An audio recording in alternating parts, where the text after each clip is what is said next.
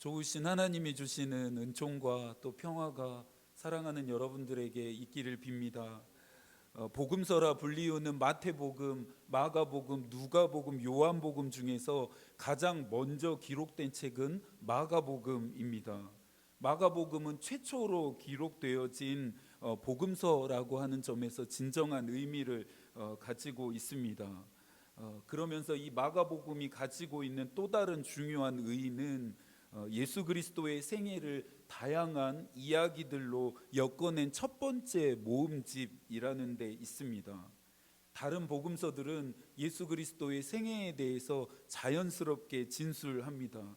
반면에 마가복음은 다소 날 것처럼 거칠고 또 투박하게 진술되어지고 있다 여겨지는데요.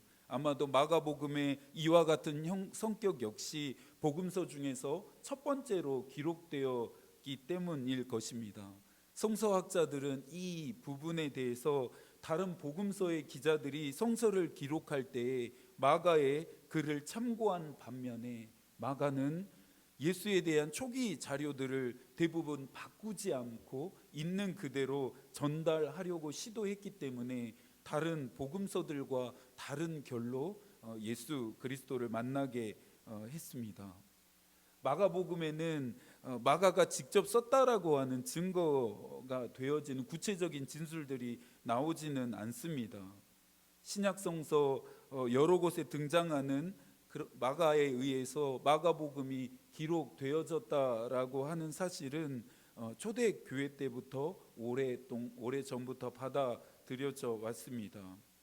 예수의 제자들에 비해 유명세나 인기세가 그렇게 없었던 마가였기에 대부분의 성서 기자들은 마가의 존재에 주목하지 않았던 것 같습니다. 어쨌든 중요한 것은 그를 통해 기록되어진 복음서의 내용이겠지요. 마가는 여러 가지의 목적을 가지고 마가복음을 기록한 것으로 보여집니다. 마가의 기록 목적 중에서 오늘 우리가 다루고 싶은 내용과 연결되어지는 것이 있습니다. 바로 십자가의 의미에 대한 설명입니다. 마가는 예수의 죽음이 비극적인 어떤 우연이 아니라 오래 전부터 계획되어졌고 또 진행되어져서 완성되어진 하나님의 계획임을 밝히는 데 주력합니다.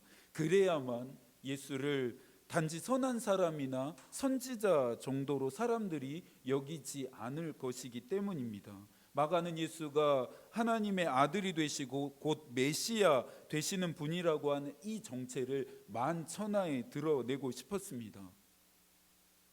예수께서 자신을 기적이나 행하는 정도의 사람으로 여겨질까 봐 다니시는 곳마다 만나는 사람들마다 자신의 정체를 밝히지 말고 숨기라고 했던 것과 비교해 볼 때 참 흥미로운 대비인 것 같습니다.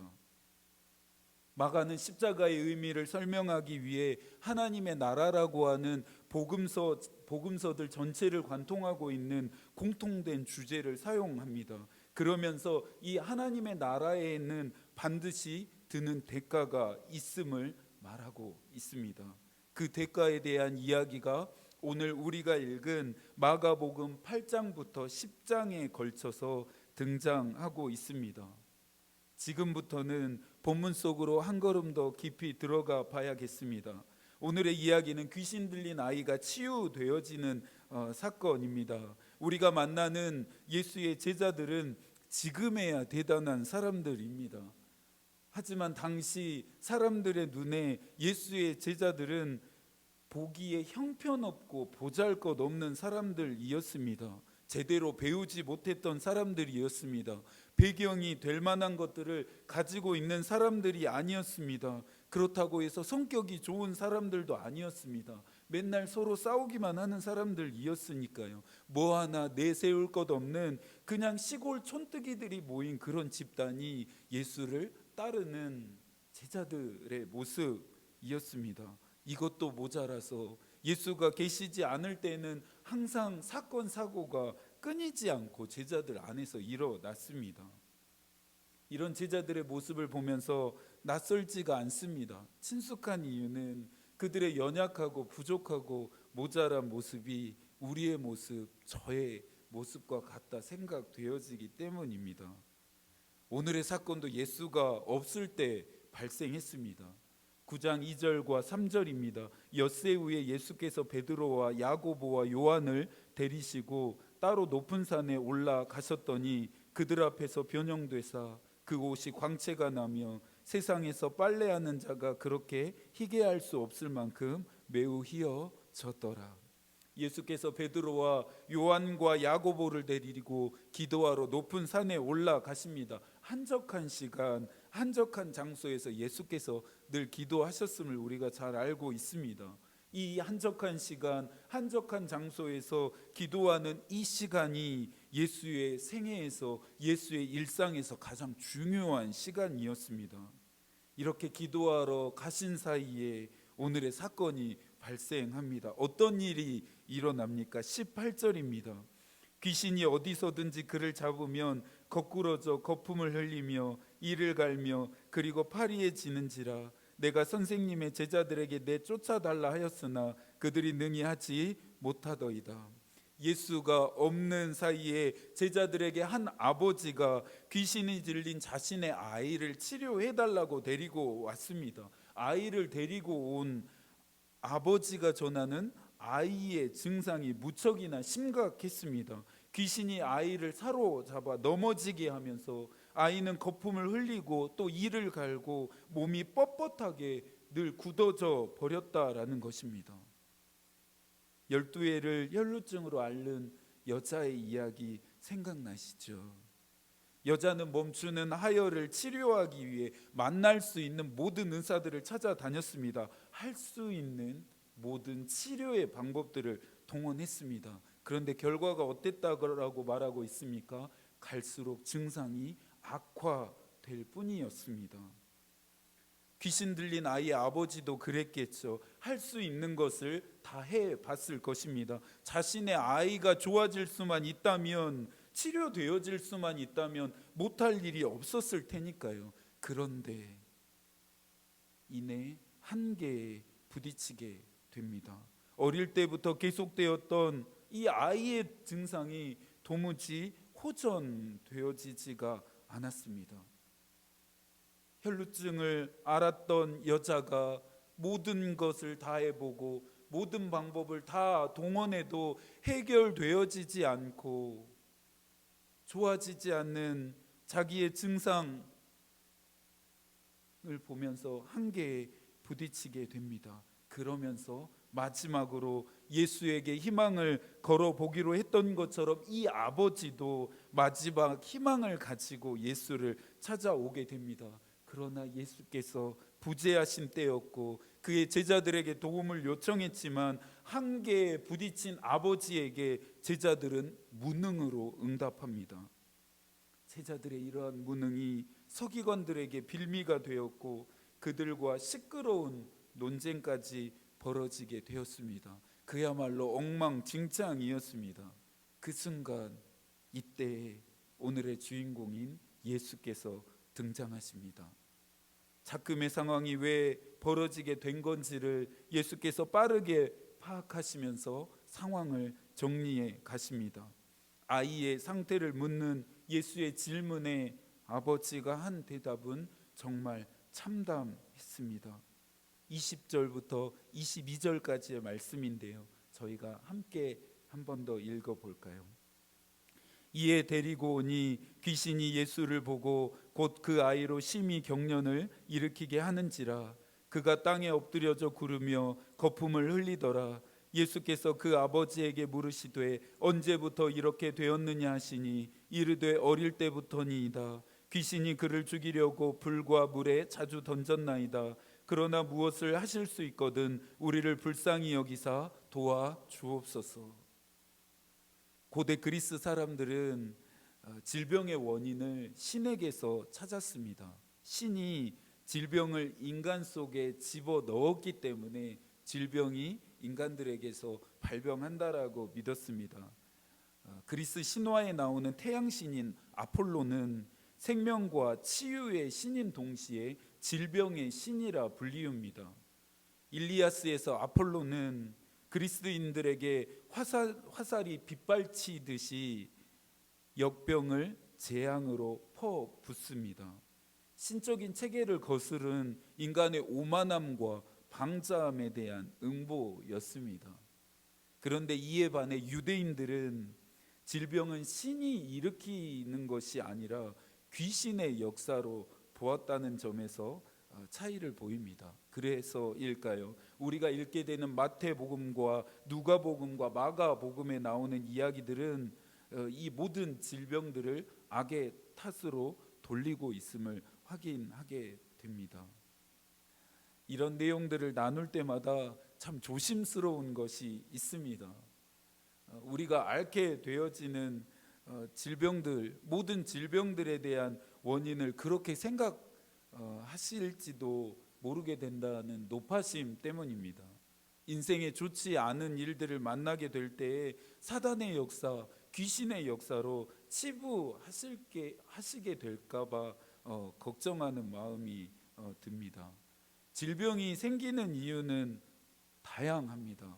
꼭 귀신의 역사, 사단의 역사라 말할 수만은 없습니다. 우리의 인생에 어렵고 힘든 일을 만나게 됐을 때가 있겠죠. 왜 이러한 일들이 내 인생에, 우리의 가정에, 우리의 자녀들의 삶에 일어나야 하는가 생각하게 될 때가 있으시겠죠. 그때 사단의 역사다, 귀신의 역사다 라고 규정하게 되어진다면 우리와 함께 하시는 하나님, 우리를 사랑하시는 하나님, 나를 사랑하셔서 구원하신 그 하나님의 성품을 왜곡하게 되면서 믿음의 자리에서 멀어지게 됩니다.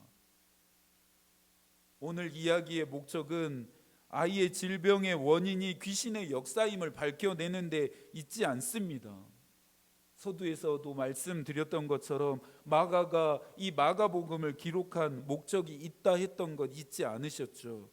마가는 이 이야기를 통해 자신이 기록한 이 책을 통해서 십자가의 의미, 나아가 하나님의 나라에 대한 설명들을 하려고 했습니다.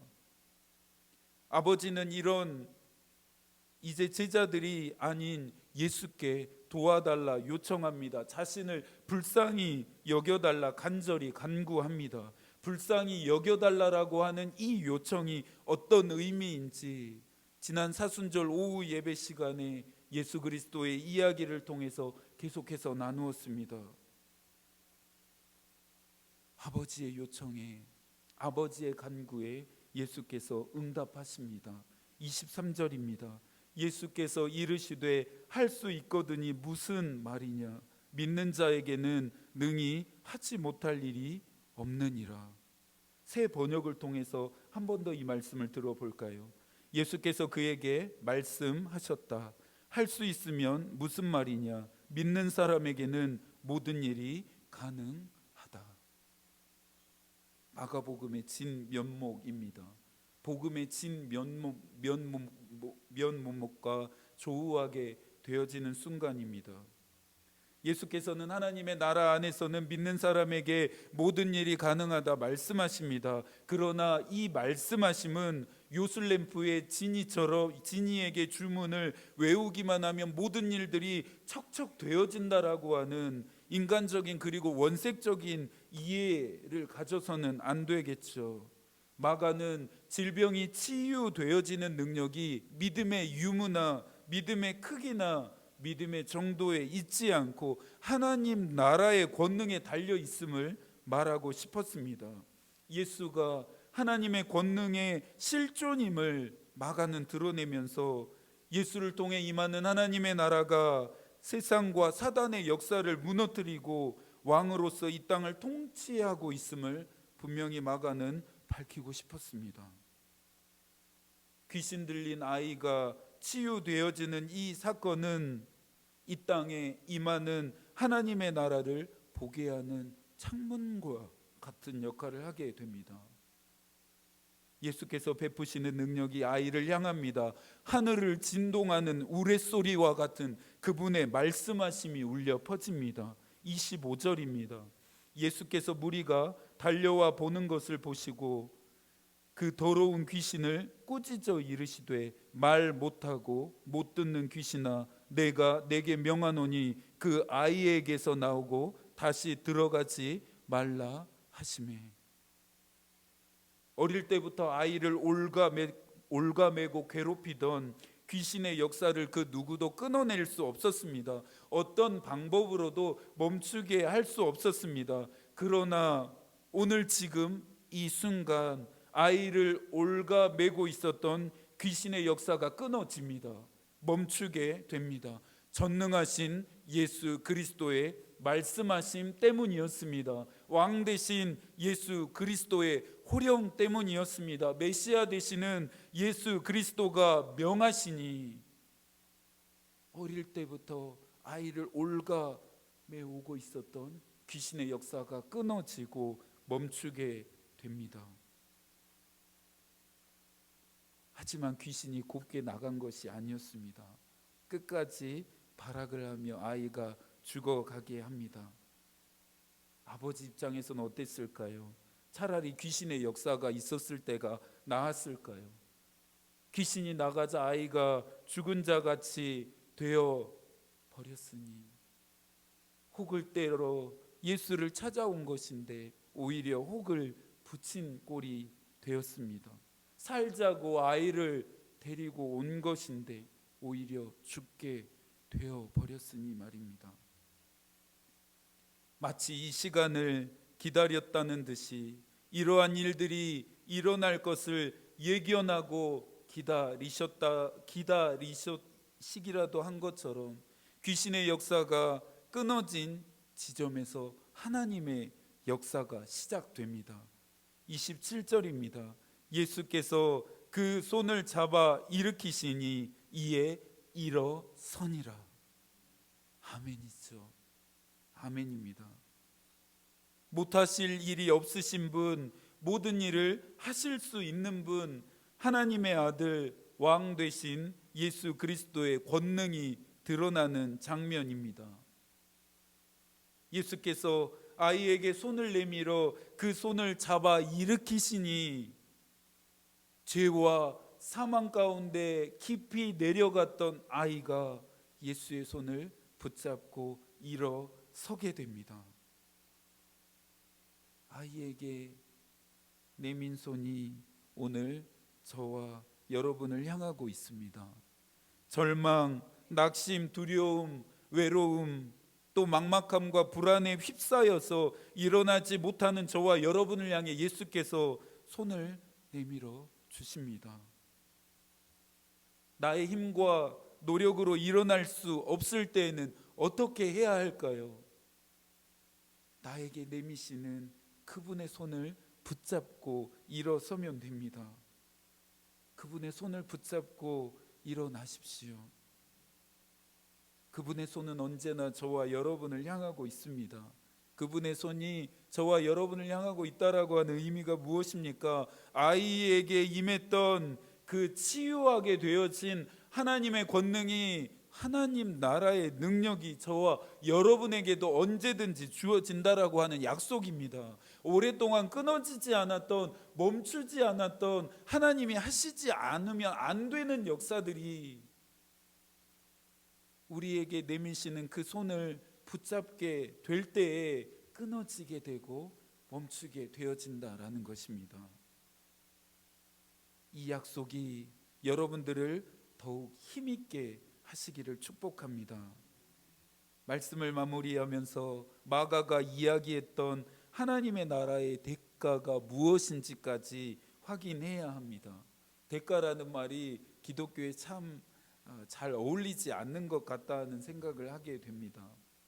우리에게 주어지는 모든 것들이 값없이 조건 없이 하나님의 은혜와 사랑으로 주어졌고 우리는 그것을 그냥 받아서 누리고 있기 때문입니다. 하지만 오늘 이야기를 통해 마가는 하나님의 나라의 대가가 따른다라고 우리에게 이야기하고 있습니다. 무엇보다 하나님 나라의 능력과 권능에는 대가가 따른다라고 마가가 우리에게 이야기해 주고 있습니다. 이것에 대한 답은 오늘 본문이 끝나는 28절과 29절에 있습니다. 이 말씀도 한 번 더 함께 읽어 볼까요? 집에 들어가심에 제자들이 조용히 묻자오되 우리는 어찌하여 능히 그 귀신을 쫓아내지 못하였나이까? 이르시되 기도 외에 다른 것으로는 이런 종류가 나갈 수 없느니라 하시니라. 그나마 제자들이 양심은 있었는지 귀신을 쫓아내지 못한 무능함 제자들이 조용히 예수님께 묻습니다. 예수님, 도대체 어떻게 하신 걸까요? 왜 우리는 하지 못했을까요? 도대체 예수님 어떻게 귀신을 쫓아내셨습니까? 우리는 아무리 쫓아내려고 했는데 귀신이 나가지 않았습니다. 예수님 어떻게 하셨습니까? 제자들의 질문에 예수께서 대답하십니다. 한 번 더 세 번역의 말씀으로 들려드리겠습니다. 기도로 쫓아내지 않고는 어떤 수로도 쫓아낼 수 없다. 앞선 23절에서 말한 능히 하지 못할 일이 없음에 대한 병행이 되는 구절입니다. 기도로 인해 우리가 능히 하지 못할 일이 없음을 말하는 것입니다. 기도가 모든 일이 되게 하는 능력의 원천임을 말하는 것입니다.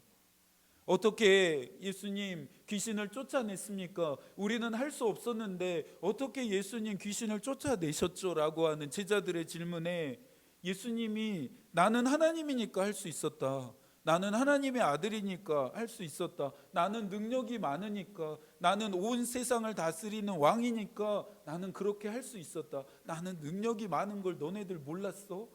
나는 얼마든지 그 정도는 할 수 있어라고 예수님이 대답하지 않으셨습니다. 예수님이 이렇게 대답하지 않으셨어요. 뭐라고 대답하셨습니까?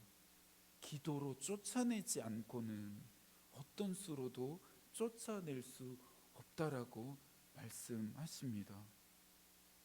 기도의 능력으로 말미암아 이 일이 일어났다라고 예수께서 말씀하십니다.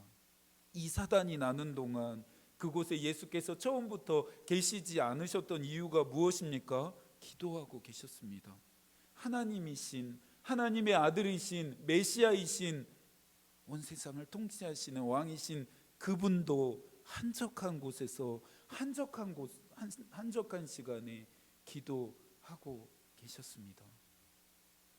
예수께서도 기도로 귀신의 역사가 끊어지게 하고 멈추게 했다라고 말씀하십니다. 제일 쉽기도 하고 또 제일 어렵기도 한 일이 기도입니다. 교회가 설립되어지는 과정을 통해 제가 크게 배우고 있는 것 중에 하나도 기도입니다. 예수님을 믿는 다음부터 지금까지 참 많이 기도해 왔습니다. 또 목회자로 살아오면서 기도를 가르쳤고 수많은 기도회를 인도해 왔습니다. 하지만 교회를 설립하는 과정 중에 저의 기도가 얼마나 메마르고 또 형식적이었는지 깨닫게 되었습니다. 또 얼마나 개인적이고 제한적이었는지를 깨닫게 되었습니다.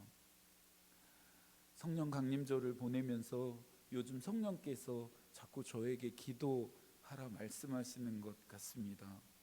그러면서 성령의 이끄시는 역사를 따라 기도할 때마다 저도 모르게 교우들을 위해서 기도하게 되는 저의 모습을 보게 됩니다. 신학 공부를 시작할 때 학부 때 들었던 이야기가 있습니다. 목사는 교인들의 실수를 자기의 잘못으로 받아들일 줄 알아야 하고, 교인들이 아프고 또 힘들 때는 내가 아프고 힘든 것처럼 기도할 수 있어야 하고, 교인들의 기도의 제목이 나의 기도의 제목인 것처럼 기도할 수 있는 사람이어야 한다는 말이었습니다. 이제 와 보니 또 교회를 설립되어지는 과정 중에서 그 말이 참 새삼 맞구나, 또 중요하구나라고 새삼 깨닫게 되는 것 같습니다. 여러분을 위해 기도하고 있습니다. 또 기도하겠습니다. 함께할 기도 제목들이 있으면 언제든지 말씀해 주시기 바랍니다. 감리의 신앙을 따르는 자들은 기도하는 자들이어야 합니다. 웨슬리는 쉼없이 기도하는 사람이었고 온전한 그리스도인이 되기 위해서는 경건의 규칙을 가지고 끊임없이 훈련해야 하는데 그것 중에 대표적인 것이 기도라 말합니다. 그러면서 웨슬리는 하루에 6번 기도하면서 자신을 돌아보는 성찰의 시간을 가졌습니다. 아침 4시와 5시, 오전 9시와 12시, 오후 3시와 6시, 그리고 저녁 9시와 10시, 9시부터 10시였습니다. 모든 감리회 신앙을 따르는 메도디스트들이 이 시간에 기도하면서 자신을 성찰하게 했습니다. 목회자들이라면 더욱더 이 시간이 중요하다 촉구했고요. 매일 규칙적인 기도가 모든 그리스도인들의 영성의 기본이자 출발임을 웨슬리는 강조했습니다. 그러면서 기도 없는 영성은 생각할 수 없다라고 말했습니다. 데살로니가전서 5장 17절에서도 바울은 말합니다. 쉬지 말고 기도하라. 기도 없는 우리의 신앙은 메마르고 건조할 수밖에 없습니다. 기도하지 않는 그리스도인의 모습은 당연히 하나님으로부터 멀어질 수밖에 없습니다. 알렉산드리아의 초대 교부였던 오리게는 삶의 전체가 기도이며 하나님의 이름으로 하는 모든 것이 기도이다라고 말합니다. 일상에서 아무것도 하지 말고 기도만 하라는 말이 아니죠. 기도하고 또 기도하는 것처럼 살면서 우리의 모든 일상이 기도가 될 수 있어야 한다라고 하는 권면으로 우리가 받아들여야 합니다. 쉬지 말고 기도하라는 바울의 권면과 그 맥락이 같다 할 수 있겠죠. 웨슬리는 기도는 하나님께 마음을 들어 올리는 것으로 어느 누구도 그 무엇도 그것을 방해하거나 중단시키지 못한다. 그 마음으로 늘 주님과 함께 있는 자에게는 모든 것이 기도인 것이다 라며 기도를 정의합니다. 기도에 하나님이 일하실 수 있습니다. 기도에 제한 받으시겠다. 그분이 정해 놓으신 질서이니까요. 기도하는 곳에 성령이 역사합니다. 하늘의 역사를 이 땅에 끌어내리는 것이 기도의 능력입니다. 그러면서 그리스도인을 그리스도인답게 하는 것도 기도입니다. 하나님 나라에 들어가고 하나님 나라의 권능이 필요하다라면 기도라는 대가를 지불하셔야 합니다. 마가는 귀신 들린 아이가 치유되어지는 사건을 통해 우리에게 이것을 가르쳐 주고 있습니다. 예수께서는 이 사건을 통해 기도의 능력을 우리에게 가르치십니다. 지금은 기도해야 할 때입니다. 기도해야 할 제목들 많으시잖아요. 기도하지 않으면 안 될 일들이 있으시잖아요. 그런데 여러분 왜 기도하지 않으시나요? 왜 기도의 자리에 나아가지 않으시나요? 기도 외에는 방법이 없습니다. 작은 불씨가 큰 불길이 되게 하려면 타오르게 하는 더 많은 장작들을 집어 넣어야 합니다. 우리의 인생의 성령의 불길 같은 역사가 번지게 하기 위해서는 기도의 장작들을 끊임없이 집어 넣어야 합니다. 할 수 있으니 기도하는 것이고요. 또 할 수 없으니 하나님을 의지하는 것입니다. 성서에서 우리가 읽는 수많은 역사들, 나에게도 이런 역사가 있었으면 좋겠구나. 우리의 가정에, 우리의 자녀들의, 우리의 자손들의 인생에 이러한 역사들이 일어났으면 좋겠다, 나타났으면 좋겠다 하는 그런 수많은 역사들은요, 누군가의 간절한 기도의 응답이었습니다.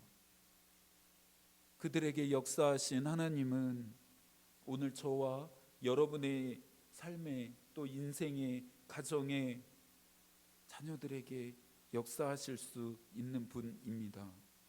다만 기도라는 통로를 통해서 일하십니다. 이건 안 될 거야. 이런 상황은 변하지 않고 바뀌지 않을 거야. 원래 그런 거니까. 달라지지 않을 거야. 절대 안 될 거야. 왜 여러분이 먼저 결정하십니까?